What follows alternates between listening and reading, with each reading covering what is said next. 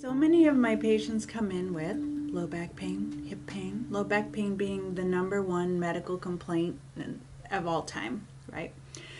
And if you understand it through an osteopathic lens, which looks really at how the nervous system and the structure interplay,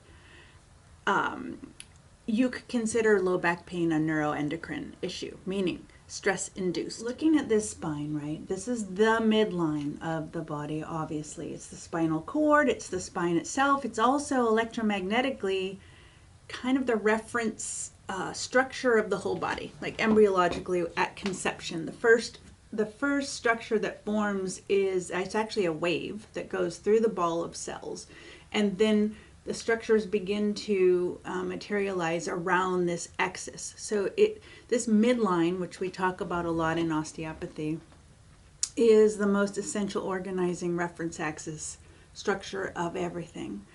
And so what happens is when people have compressed cranium and sacral bony, junctions, this midline dissociates. Those hinges are actually gates, right? In Qigong, we talk about how every joint is a gate through which vital energy or, electrical activity in the body can circulate. So without the ability of with those gates closed, this whole central axis kind of goes dormant.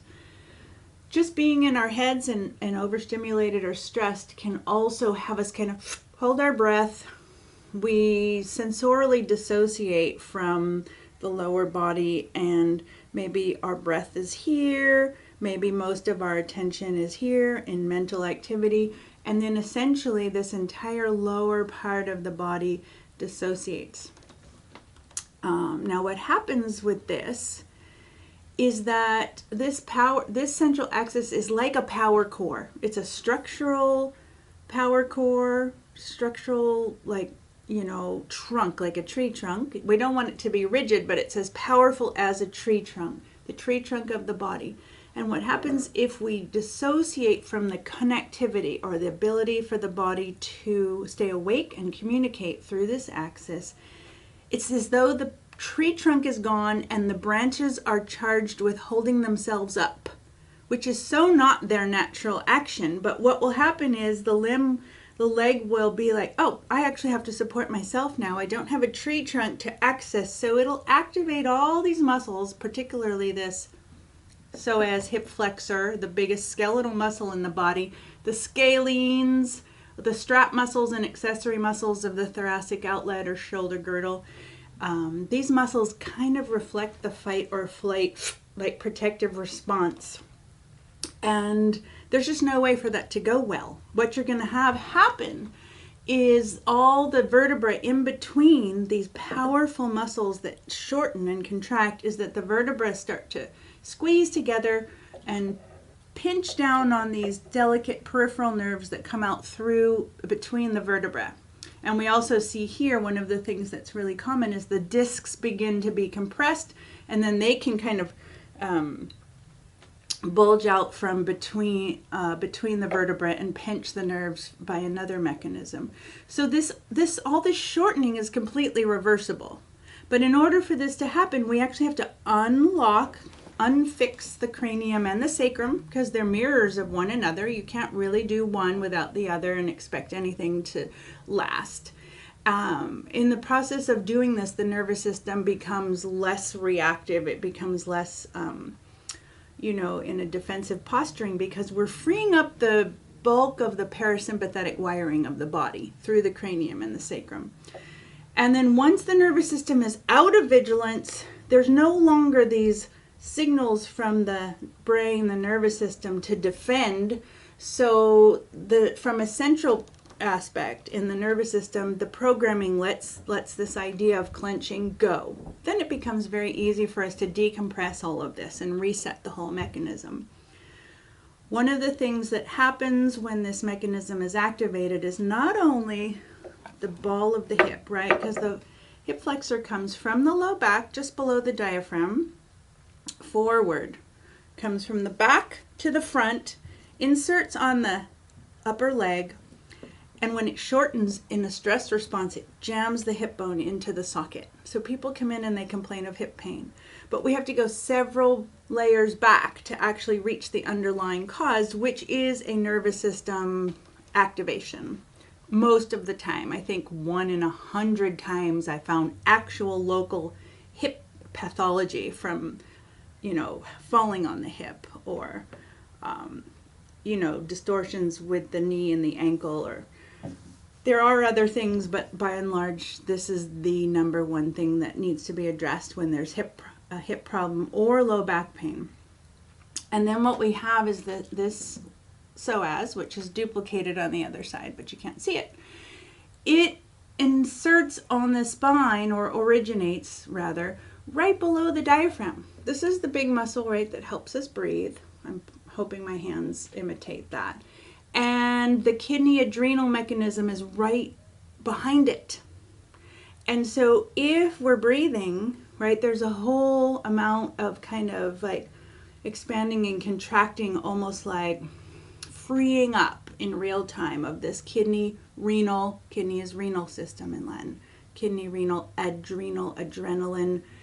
As long as this whole, what we call in Chinese medicine, middle burner, this hub of organ function and lymphatic flow in the body is able to stay mobile, then we're going to have a happier nervous system.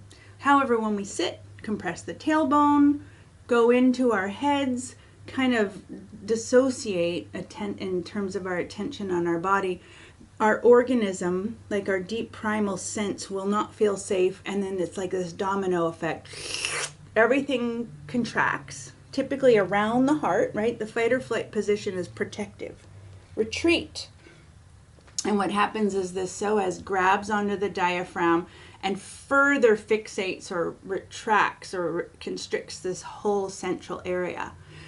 So that is part of what will be, in the chain of things that are released once we get the big fixations open. And then one last thing is that you may not have any stress at all in your life, but if you're sitting in a way that's really kind of not attending to the body, like we get into our heads, we're focused on a map or a computer screen, and then we're kind of straining our bodies we're not paying attention to the way we sit, which in the moment doesn't feel like much. But if you sit 8 hours a day in a way that compresses your tailbone and has the muscles kind of struggling to negotiate this primacy of this central reference behavior, then you're basically going to be inducing fight or flight.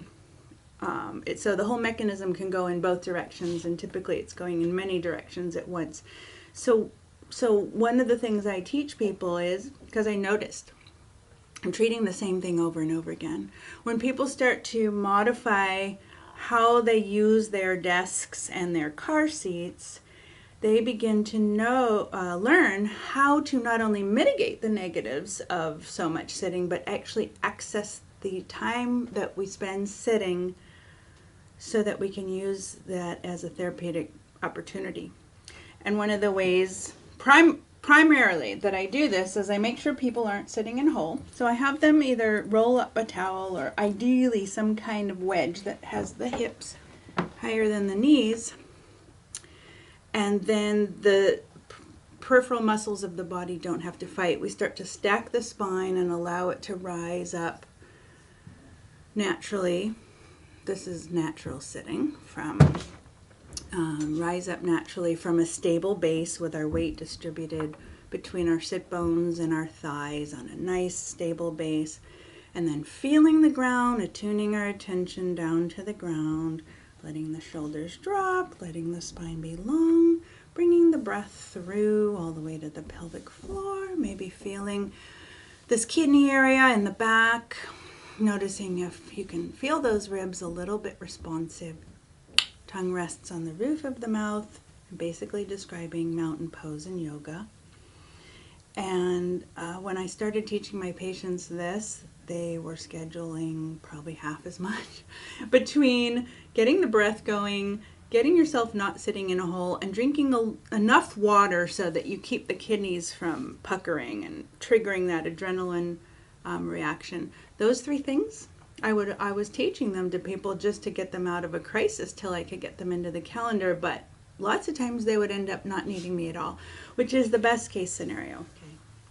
So one last thing I wanted to say about this critical aspect of sitting in a conscious way is that when we collapse, we actually imitate the position of collapse defense, which is also, research shows, impacts our mood. It's associated with depression and anxiety. And I just explained mechanically why the nervous system is so challenged by this. When we do this, we're actually in a much more commanding, open, and place of agency and competence in the world, but we're also participating. We're more alert, we're more engageable and connectable, and one of the things that we're doing is we're using the muscles of the back of our bodies, the posterior body. In part, it's really kind of a fluid dance between using the front body, the back body, the side body. And why? Because then we're accessing all of the nervous system. If we just contract the front body, we're activating fight or flight. If we overcontract the back body, we might be excessive in the parasympathetic state, as a matter of fact. What we'd like to do is balance the two. And most people don't have a lot of activation of their back bodies. Once they've been in a sitting career for long enough, they start to lose tone and they start to lose muscles that protect the stability of the low back. So not only do we want to sit in a way that engages the posterior back body for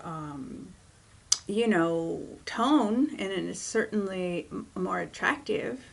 It's a natural toning of the body through sitting and walking when we engage this way, but we're also protecting our spine and preventing low back problems down the road, as well as supporting our nervous system. So I just wanted to add those two things. That's my little spiel on, we'll call it the tree trunk analogy, and why is low back pain a stress response? Michelle Veneziano, the intuitive osteopath.